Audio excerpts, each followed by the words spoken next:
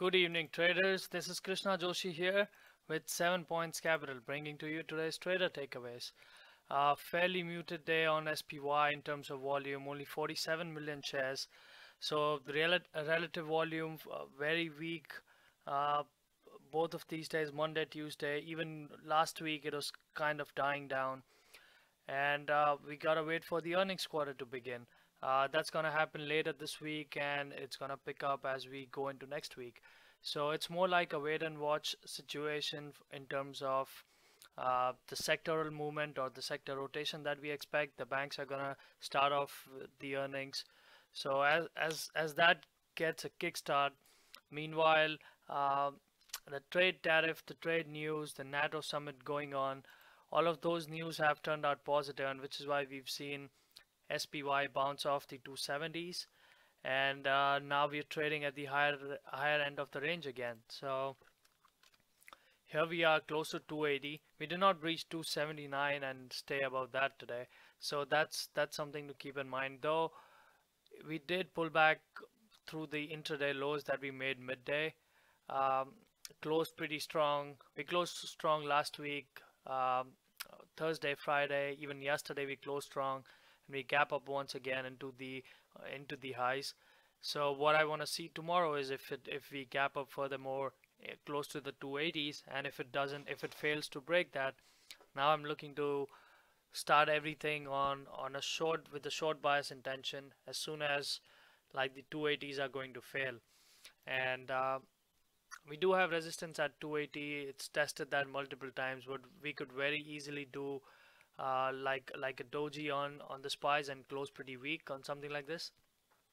The move here is similar, like coming in strong into 280s, and then we see like a good sell-off. All of this has been on a relatively low volume, all the sell-off, but this up move has been on a low volume as well. So it's gonna be interesting. Did have, instead of a short trade in SPY, I did have a long trade in TVIX today. So I was looking at TVIX, it was making a higher low, just sitting there at the 39.70 level. Just ended up buying, wasn't risking a whole lot, just below day lows. So I had a 25-cent stop loss on this one and ended up taking into the 41.10 area.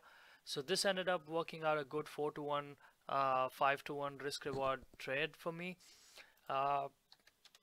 What I saw was SPYs were looking tired. We saw the lower high in this one, and it was just on the verge of starting to kind of roll over, and that is what I wanted to see. But my price target was as we hit the day lows on SPY, that is where I'm looking to cover my UVXY, and that's what I ended up doing. Ended up working a good trade there. So that was one good trade for me on TVIX, but at the same time I put on a short in Facebook right around here. So I'm watching these levels. I tried to short it here earlier, and it was still pretty strong. It was messing around with the VWAP. It was still looking like a triangle, descending triangle. I felt like it's not ready yet, and I had my trend lines drawn. I was waiting for the entry. Took an early short, closed it off early, and then got in again really nice, and I ended up taking it really early. I ended up taking the 203.60s on that one. I really regretted that because we saw a huge sell-off. So as soon as I got into the 203.95s, 98 areas, I was again risking half above 425 and half at 450. So I knew I was risking about 37 cents in all, and so which is why in terms of risk reward, that was not a very good profitable trade for me, even though once it broke I knew that the likeliness of this working out would be pretty strong. And this is probably what shook me out. As soon as we got right back to this one, I ended up taking the 59.60 and even slightly earlier. So Facebook was something I should have done much better. I should have held it longer, especially I'd seen SPYs rolling over, and then TVIX started working in my favor as well. So this is something at least I should have been looking to cover right around the day lows, which was my price target on SPY. So Facebook should have done better. I ended up trading Tesla a little bit. I had an early short in Tesla at 324, right around here. So I had an early long at 324.50. Took it for a small profit here. As soon as I saw like spies are getting tired, Tesla is seeing resistance at this 326. So I ended up taking 325s, 325.20 on that one, a small winner there. Because that wasn't my best conviction setup there, especially seeing how I was trying to play the markets. I was trying to play the stocks that I felt like would give follow through with a good read on the markets. So Tesla was definitely not looking good. I let it alone, let it come back to the 324, and that's where I got short. Ended up taking 321.10, which was a good fill for me. So that was a good 2.5, 3 point on this. My stop loss again was just about 326. We saw like multiple bottoms here, multiple tops, beg your pardon, and then ended up working out pretty well for me. It was easy, which is why I should have looked to get in again on these topping tails. Maybe if it pulled back slightly higher, close to 323, would have given me much more conviction to re-enter and then cover into the final push down. But did not involve right after this one, so left it alone. Couple of other stocks, low floats that we were watching on the desk. One of them was SMMT. I got short SMMT. I can't really remember the execution. Let me pull this up. So SMMT, I shorted the 295s, 291s, added some at 82 and ended up taking 79. So I saw a big offer at 279, about 4 or 5,000 shares. The 276 bid was for 3,000. I tried to put in the order at 277, cut the spread, but the HFTs, they jump right in front of you. So I knew if I wanted to get out, I had to hit the 279. So I ended up taking a small winner here, but when I got in, I had much more conviction that if this is going to fail, then I want to be in it for the quick drop, the quick wash, and then just cover into the 70s. It did not give me a chance to cover the 70s, but I was happy with 79s, especially given how the stock just died out. The volume just died out completely.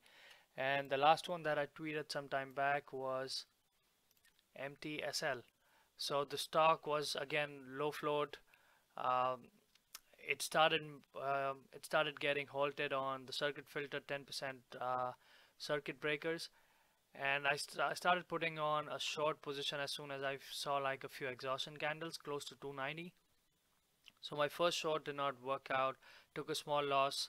I shorted again right around the 255 area. That did not work out. So what I did instead was I did feel like this is breaking.